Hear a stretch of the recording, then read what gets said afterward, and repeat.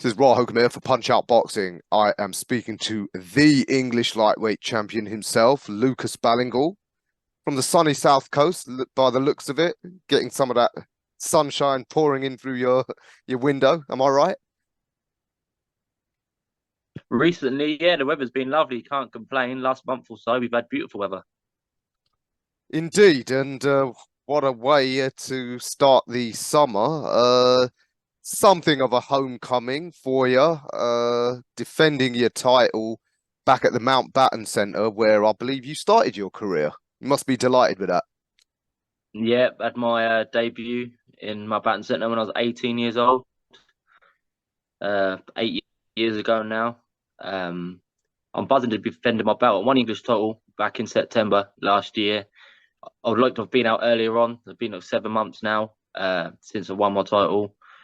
And when got the opportunity to headline and defend the English title in Portsmouth, I grabbed it with both hands. Big shout out to TM14 Promotions for that. Um, and yeah, I'm buzzing. 12 days to go. Just can't wait for it. Indeed, yeah, this fight show that TM14 have put on has got a lot of us fans and the trade really excited. It's always fun to go to a different part of the country. Um, Yeah. Before we come on to your opponent, Billy Pickles, because you've been playing your trade mostly on the small hall scene so far, can you just give us a bit of a recap? Can't really find much about your amateur career. Can you give us a bit of a rundown what happened in the amateurs? I had 30 fights in the amateurs, won 22, 21, something like that. Always had the natural talent. But that obviously when you're fighting 3 2-minute rounds and stuff, very easy to be on the wrong side of a decision and stuff like that. As a lot of amateurs would say, robberies and stuff. We've all had our fair share in them. Um, but yeah, the thing is, my dad's always been involved in professional boxing, so the plan was always to be a professional boxer. That was always the end goal. Uh, I had I got to semi-finals, a few semi-finals in national championship stuff like that. But as soon as I turned 18, I had one senior fight and I turned pro.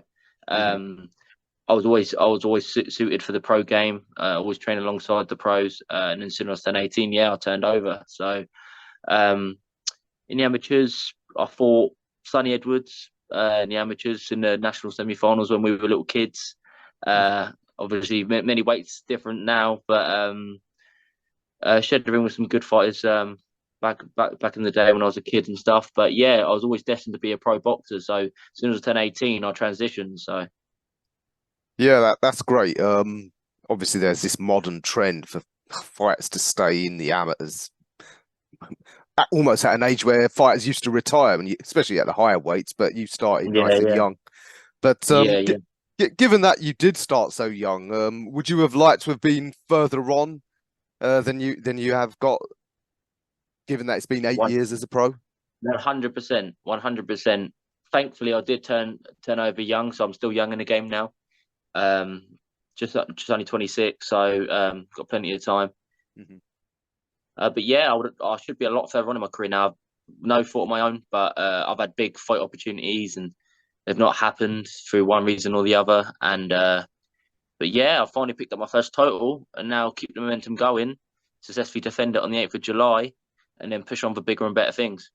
Yeah, absolutely. Just on that, do you think it's because both in the amateurs and as a pro, do you think it's because you're from a provincial town, a bit separated from like the main centers of power, if you like, in the boxing world? You know, obviously major promoters generally based in, London, Manchester, and you get forgotten about a bit there. To be honest, I've had the fight opportunities. My dad's my manager, and he's a great manager, and we've had a lot of opportunities, and they just fall through. It's just bad luck, really. Hmm. Um, Plenty of big names, plenty of big TV fights fall through. No fault of my own. I accept them all.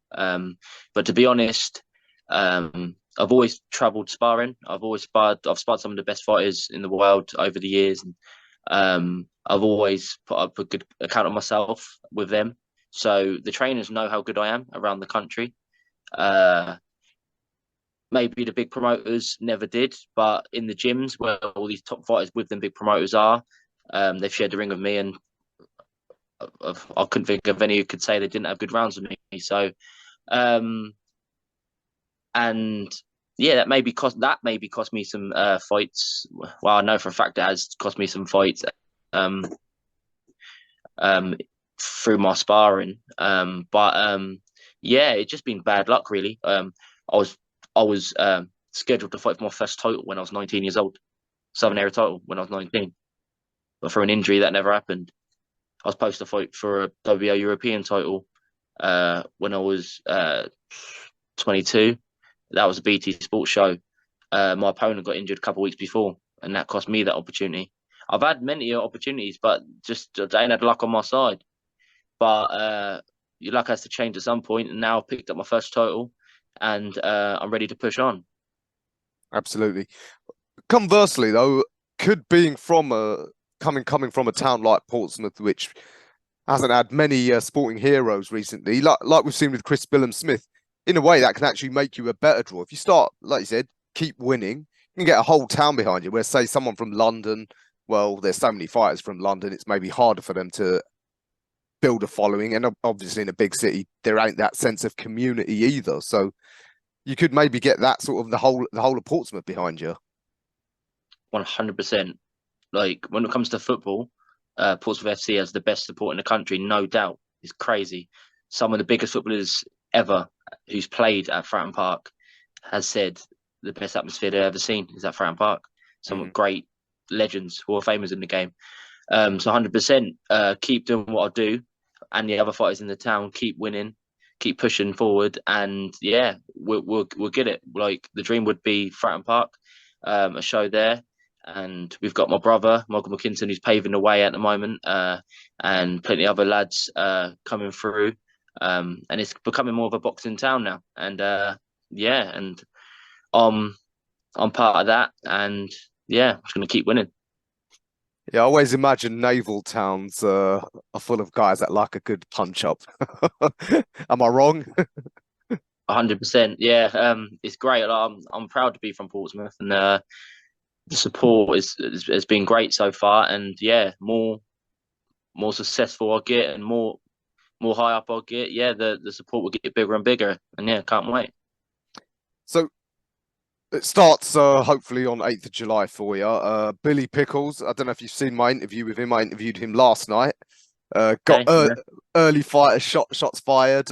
He's obviously very confident that he can come down to your hometown and spoil the party. Obviously he's unbeaten, good fighter. He says he's watched you. We know that you're really slick, got all those flashy moves, bit like your brother. Stylistically a nightmare for most conventional textbook fighters. But he says with that unconventionality comes technical flaws that he thinks he can exploit. Have you come across Billy? Have you seen anything of him? Some of my media colleagues seem to think that there's a bit of history between him and your brother. Did they come across each other in the amateurs? So yeah, when my brother and Pickles would have been 15, 16, they fought in the CYP finals in Bolton, and Billy Pickles got the decision. Completely robbed him, to be honest. Completely robbed him. It was a shambles. My brother clearly won the fight, and they gave the decision to Pickles and cost my brother a national title. So yeah, there is some background to this fight, and I'm buzzing to have it. But there won't be no dodgy decisions on the 8th of July. I'm going to win clearly, and put on a dominant performance. Like you said, he's undefeated, 13-0. Yes, ain't fought anyone. I've had it tough. I've had a couple of defeats. I'm hardened. I'm more experienced in the pro game. I think yeah, you're right. I can be unconditional and be flashy and stuff like that, but I can also fight, and I can punch as well. And you'll see that finally get hit back by a winning fighter, and we'll see how he handles it. But yeah, like you said, he's confidence, but there's no way he's beating me in Pompey. No way. Have you seen much of him as a pro? No, don't need to see him, to be honest. Uh, come forward fighter, quite basic to be honest. Nothing to trouble me. Listen, he's undefeated, great. It's just an undefeated fighter that I'll get to take his own. So yeah, buzzing. Mm-hmm. Of course, English title. At 140, you know better than anyone. It's a red hot division, so I'm sure you're glad to be in it. This weekend, Dalton Smith might win the British outright. If he does, I guess that'd be the ideal outcome for you, because presumably he'd want to then move on, and you as English champion surely puts you right up there to then get that coveted a crack at that coveted Lonsdale belt. Well, yeah. So when I won my English title, the champion Billy Allington vacated the belt when I was supposed to fight him.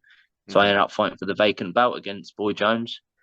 Billy Allington went on to fight Dalton Smith in his next fight. So yeah, like, obviously I'm up there. Like, win this fight, my name's definitely in the mix. But also this fight's a Commonwealth title eliminator as well. What Sam Maxwell holds. So Dalton Smith and Sam Maxwell, whoever wins that fight, I'm next in line. And yeah, if one of them vacates it, then I'll fight for the vacant belt. Yeah, but yeah, I've got to deal with Billy Pickles on the 8th of July, and then I'll push on. Absolutely. I mean, how do you assess the 140-pound division, both domestically and internationally? Because, like I said, it's a red-hot division. Seen a few changes recently. Obviously, Josh Taylor's star has waned, for now at least. He's been knocked off the top perch. Someone like O'Hara Davis, who was previously written off, he's right back up there looking for a world title shot. I spotted O'Hara on Wednesday. Oh yeah, did you come up up to Essex, or did he go down your way? Yeah. I went up when I had done some good rounds with O'Hara. Very good sparring. I'll be up there again. Obviously he's gonna be fighting for a world title in his next fight, and I think he beats Rowley if that's who he's fighting as well. So good work. Yeah, very good work up there. I'm prepared really well. And yeah, just can't wait to display it on the 8th of July. I've heard some people say O'Hara, he really is one of those biggest natural punchers. I don't know how hard you guys go in sparring, but did you get that vibe from sparring with him, that he really is a hard hitter? He is heavy-handed, yeah. Really long arms as well. But yeah, very nice guy, and done really good work. And yeah, we'll definitely be back up there. Pretty sure he enjoyed the sparring as well. He wants us back up there again as well. So yeah, all good. Like you said, your mind's obviously fully focused on Billy. But is there anyone that you've got your mind, or like that they're on your radar, like a particular name that you might want to fight? To be honest, I'll fight anyone. I've proved that. I just want to push on. I want to win this fight, which I will on the 8th of July, and then I want to push on for bigger titles. So whoever's got them belts, that's what I want. Sure. Now, your brother, he made an interesting point, speaking to one of my colleagues that night in Bournemouth. He almost has turned puncher, because he said, well, stylistically, he can win fights with his slick moves easily, but he appreciates that for the layperson, that might not sort of draw in as many fans, and so he's going to stick it on a few more opponents, and he's started to get a few stoppages. Do you think you concur with him on that, especially in front of your home fans? Would you like to go out there, do a number on Billy if you can, get him out there? I've got the power to do so, 100%. I can outbox him and I can hurt him, no doubt in my mind. Whatever he brings, really. If he's a come forward fighter, I'm thinking that's what he does. He comes forward. If he comes on, he'll walk onto one, and yeah, I'll definitely carry the power for that. But I can also school him as well at the same time. So yeah, we'll just see what happens on the night. Sure.